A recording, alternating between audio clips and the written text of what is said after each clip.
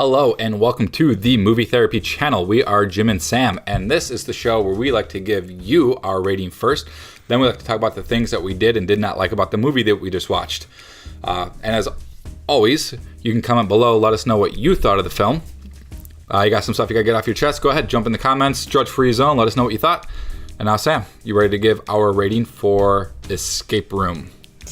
Yeah. Okay. Yeah. Okay, Escape Room. 3, 2, 1. Wait Pass for it. No. Yes. No. I object. I liked 80% of the film. It's the last 10 minutes of the film that really just fell apart for me. Let's just move on with it.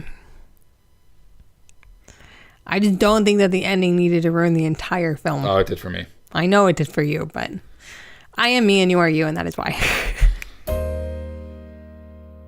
Escape Room is like Saw meets The Game. The Game is the movie from the 90s with Kirk Douglas.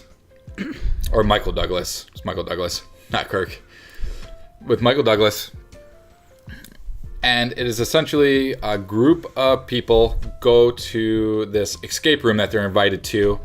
And they need to escape these rooms that are all based on themes of things that have happened to them in the past.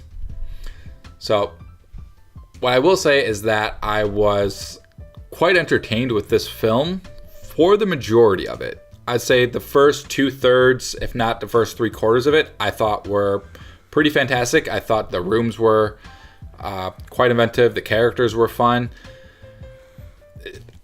Just that ending.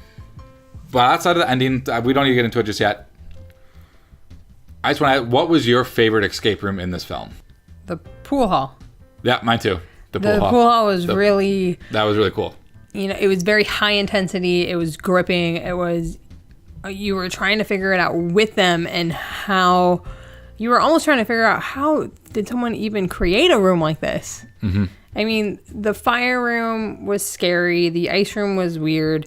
But, like, the pool hall room was pretty...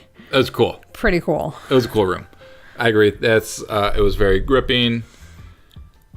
There was a real sense of danger in that room without feeling like they were trying to force you to feel like the characters were in danger. Like, when they're in the ice room, it doesn't feel like they're in that much danger. I know freezing to death isn't a pleasant thing. There was that one incident where the kid falls through the ice and whatnot. But it really, that pool hall scene, the upside down pool hall scene is like, and the floor starts falling out, you're like, oh crap. Yeah. That's the moment where it's like, oh, this is, it got really gripping. That was the moment where you were like, oh crap, this is real. I mean, this is very, very real. Yeah. The other thing, I don't know if this film was rated R, but it was pretty tame. If you're going to, like, for like the kill scenes, like the kill scenes aren't great. It's not like Saw, where you go for like the gory deaths, like the creative, inventive ways that people die. I just think it was very thrilling. Like, it was very edge of the seat thrilling when they were going through the rooms. When they were going through the rooms, you were like, what is happening? And I was actually kind of fun, and I thought that it was kind of comical. I actually thought some of it was funny. It was funny, but I also thought it was kind of sometimes unintentionally funny. Yeah, I mean, that's still a funny. So, some of the dialogue in this film is... A little hammy. Really hammy. Trying to choose my words kind of respectably. Kindly. It'd be nice about it. But yeah, the dialogue is when the dialogue's at its best, it's okay. When the dialogue is at its worst, it's kind of unbearable. Yeah, I didn't really find that issue with the dialogue.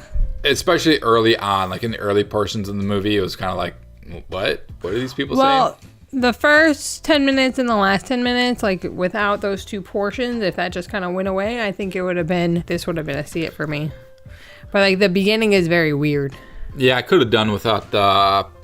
I just don't like knowing that you knew going in that the boy, was going to win. Or at least come close to winning. You knew that going in because the first opening sequence is him in the last room. Well, if you assume it's the last room. I didn't assume that was the last room.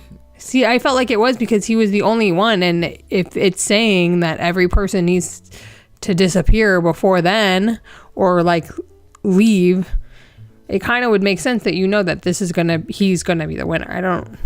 Yeah, I felt like it was clear. I agree. I felt like it was clear. I agree. I could have done without the sort of flash forward intro. Right. A lot of people do that. They call it like attention getters to like pull you in. No, I get that, but like I also think that even though in the outcome the girl was gonna come full circle and come back, I mean we all knew that was gonna happen, but I didn't like knowing that he was going to be the one that ultimately finishes all of the rooms. The main issue that I have with this film, and I've been reading a lot of people have this issue with the film, it's like the last 10 minutes of the film, it just gets like cartoony and like... Well, I think that if this was a franchise that would have wanted to... This is a franchise that I think could have been so bad that it was good and it could have gone on to make other escape room movies. But knowing that it's just a company that makes these rooms and just ruins people's lives was almost disappointing. Like, it's just some company in the middle in Montana. So my issue with the ending, I just got to get it off my chest, is just that I feel like there's two ways they could have gone with the ending. And they went with the less interesting, more cartoony ending instead of... I feel like there's a predictable ending and a less interesting, just more like villainy type ending. And it got cartoony at that point. Then they tacked on another ending on top of it with an airplane sequence and them going like, we're going to go find these people. And then all of a sudden you get like this big bad guy, like head of the company. And all of a sudden you get like the villain from Inspector Gadget who's sitting behind a monitor stroking his cat going, ooh, they're coming to get me. Now we have to stop them. As he plays on a monitor, it completely in shadow like he's Giovanni from Pokemon. I agree. Like, I thought that the ending was weird. I actually kind of did. I wouldn't have minded if they had ended it with them at the coffee shop and her showing him how everybody else died, because that was actually kind of interesting. Yeah. On how it like came this roundabout. And if they had ended there, I would have been more interested in seeing other films. So essentially what they do is that they take people that have survived the unsurvivable. So essentially, like each person has survived an incident with a group of people, but they're the only ones that survived. So they are the improbable survivors. So then they have taken the improbable survivors, put them together, and see which one of the improbable survivors is the most improbable survivor. So essentially you have a set of, what's like 5 characters or 6? It's 6. 6. Yeah, 6 characters that are the improbable survivors of their own scenarios.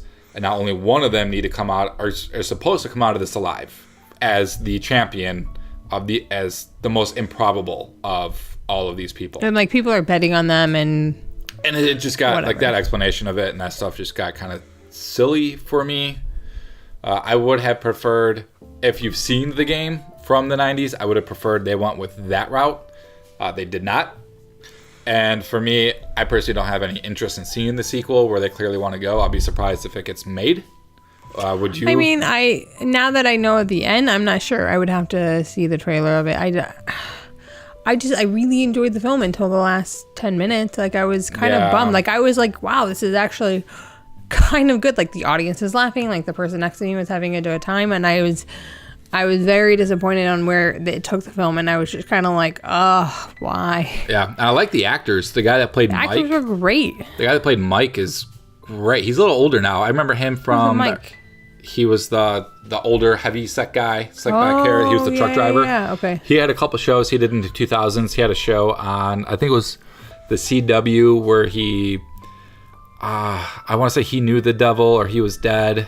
I can't remember. I like the girl from Daredevil. I thought that she was kind of like, she was good too. You know, in this as a... she played a good... She was like a military. She was an army veteran. Yeah, but she was like a tough girl. I liked seeing her in this like tough girl attitude, nobody can stop me way. And I hope that she finds another movie where she gets to play that role, because I thought that she was really good with that. Yeah, she was. So I like the actors. I just wish the material they had to work with was a little better. Probably would have given the movie, maybe given to see it as like a good schlocky B film, because I do love my schlocky B films, and it just wasn't for that last 10 minutes. Yeah, like I said, like that's what made it from a wait for it to see. I mean, it was just like a fun, thrilling movie to go see. Like, I would suggest it to people to see, but I wouldn't like suggest it for people to see with high expectations. Yeah, if you like, I would be like, go see it, but you're not going to come away with like this extraordinary movie. It's just a movie to go see on Saturday during this kind of lull time of movies. In the last like week or two, we haven't really had a whole lot, and I think that this is a good one to actually. I think it actually came out at a good time. Yeah, usually January is known as the dumping ground of the movie season. I wouldn't say that this is a dumping ground film. It was still highly entertaining. The audience we saw it with had a good time with it. And if you've seen all the other films that have been out and you're just looking for another film to see, yeah, go check this one out if you're interested in it. If you can wait for future films, that are coming out later, cool. But if you want to go see the movies this weekend, or if you're interested in seeing this, it's pretty much what the trailer said it is. It's people going to an escape room, and it's more real than they thought it was. Which we've seen that film 100 times, but you know what? This is still a fun film to see. All right, so is that it for you? That's it for me. That's it for me. Got it all off my chest. I feel better now. You feel good? What did you think of the film? Were you one of the people that had an issue with the ending? If let us know in the comments below. Let us know what you thought of this film. Like and subscribe if you like this video. Sam wants to say something. It reminds me of the Final Destinations 2. I've read other comments like that. 2? That it felt like Final Destination. It did remind me of Final Destination. Wow. No, totally. Well, that's it. Oh, perfect. All right. Thanks for watching. Thanks for listening. We will see you next time, guys. Like and subscribe, comment below, tell us what you thought, and catch us next time. Don't forget to subscribe because we have more coming this year. We're looking forward to a good year 2019.